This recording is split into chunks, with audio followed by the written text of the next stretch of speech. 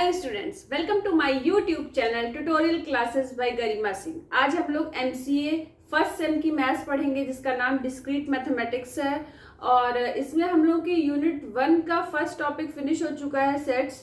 Second topic start हो गया है, रिलेशन। तो आइए देखते हैं, उसमें हम लोग को आज पढ़ना है प्रॉपर्टीज ऑफ रिलेशन।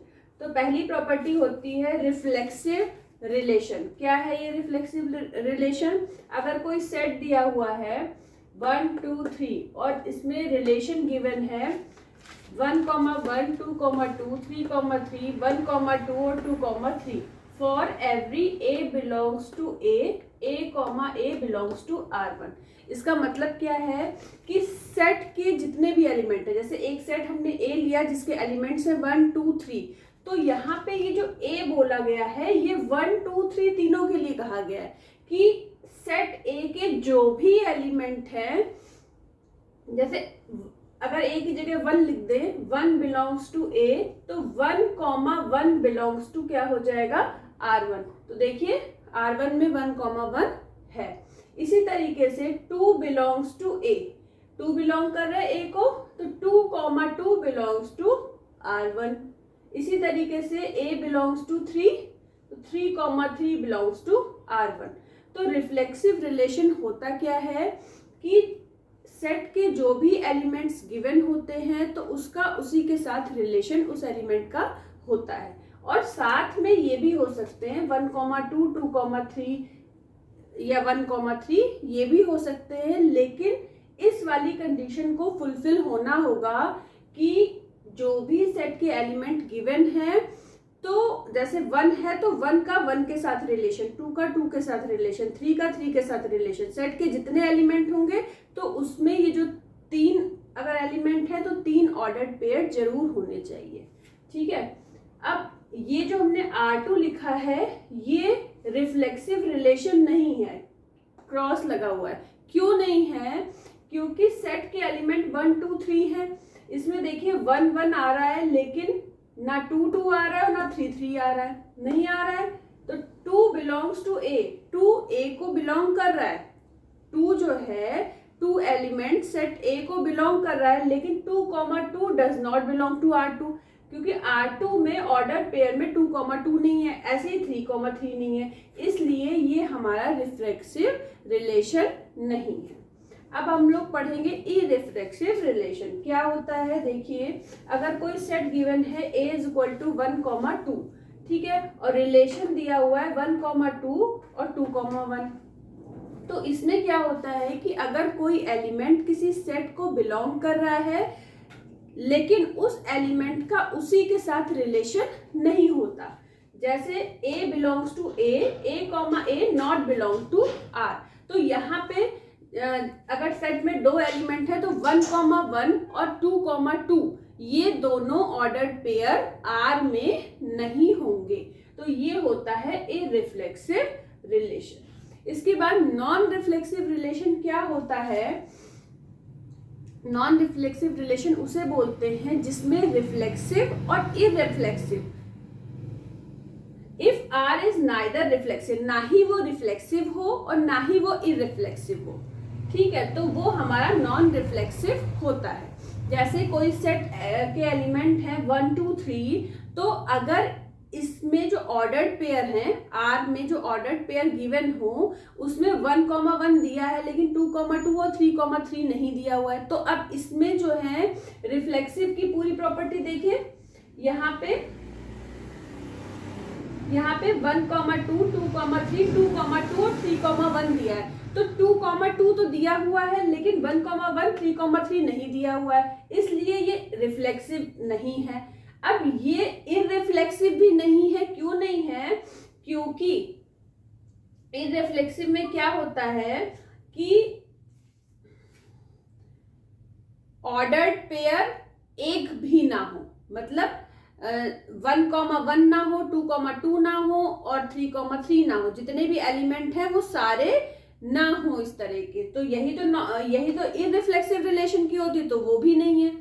और रिफ्लेक्सिव क्यों नहीं है? क्योंकि वो तीनों पेयर नहीं है। और इररिफ्लेक्सिव भी इसीलिए नहीं है क्योंकि इसमें अगर 2, 2 ना होता तो ये हो जाता इररिफ्लेक्सिव, लेकिन रिफ्लेक्सिव नहीं है। और रिफ्लेक्सिव क्यों नहीं है? क्योंकि इसमें 2,2 तो है लेकिन 1,1 3,3 नहीं है, तो इसलिए ये नॉन रिफ्लेक्सिव रिलेशन हो गया।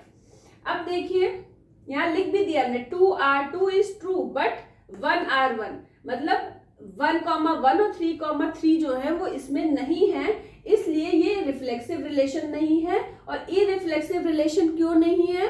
क्योंकि इसमें 2,2 आ गया है, ठीक है। तो जिसमें ये दोनों कंडीशन फुलफिल नहीं होंगी तो वो नॉन रिफ्लेक्सिव रिलेशन हो जाएगा। सिमेट्रिक रिलेशन किसे बोलते हैं? अगर A का रिलेशन B से है तो B का रिलेशन A से होगा, अगर 1 का रिलेशन 2 से है तो 2 का रिलेशन 1 से होगा। तो देखिए अगर कोई सेट है हमारे पास 1 2 3, ठीक है, अब इससे रिलेटेड रिलेशन बन रहे हैं 1,2 2,1। अब ये जैसे सेट गिवन है तो एक अगर एक के साथ ही अगर हम रिलेशन बनाते हैं तो 1,1 2,1, 1 का 2 से रिलेशन है तो 2 का 1 से होगा, 1 का 3 से है तो 3 का 1 से होगा, 2 का 3 से है तो 3 का 2 से होगा, और 2,2 3,3 ये भी इसमें आ सकते हैं।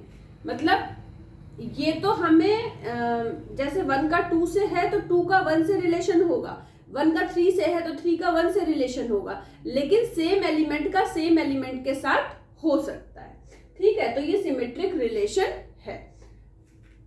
अब देखिए एसिमेट्रिक रिलेशन हम किसे बोलते हैं? अगर A का रिलेशन B से है लेकिन B का रिलेशन A से नहीं होना चाहिए, तो 1,2 है लेकिन देखिए इसमें कहीं भी 2,1 नहीं है।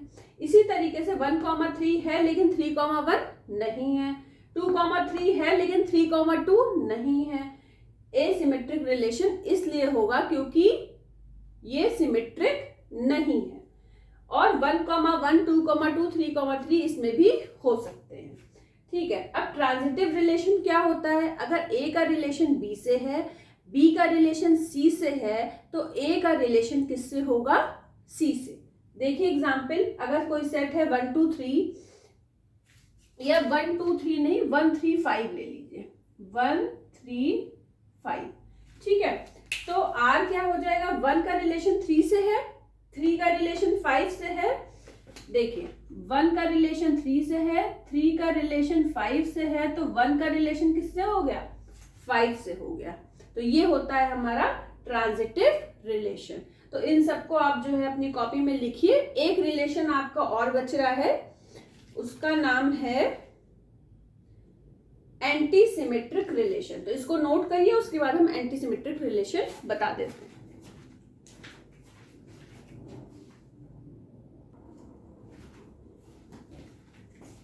अब देखिए एंटी सिमेट्रिक रिलेशन क्या होता है? अगर A is related to B है, B is related to A है, तो A इक्वल टू B। तो ये हम समझेंगे कैसे, उसको देखिए। अगर x is less than equal to y है, भाई ये A इक्वल टू B कैसे हो गया? A is equal to B कैसे हो गया?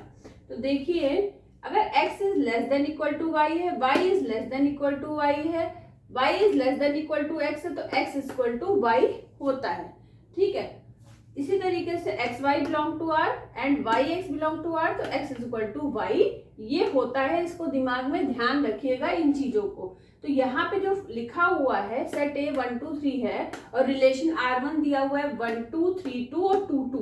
तो ये किस हिसाब से दे दिया गया कि 1 की जगह मान लीजिए x है और 2 क्या है?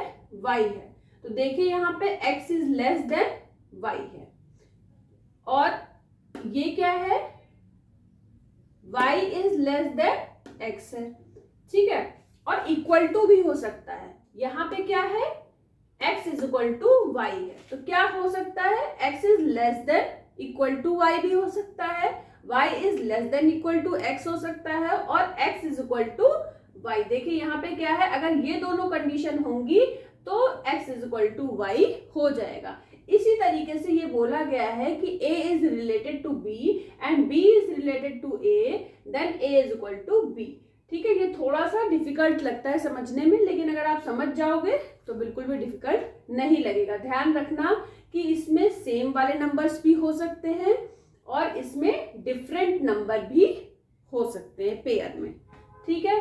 तो आज के लिए इतना ही। All the best to all of you. Thank you.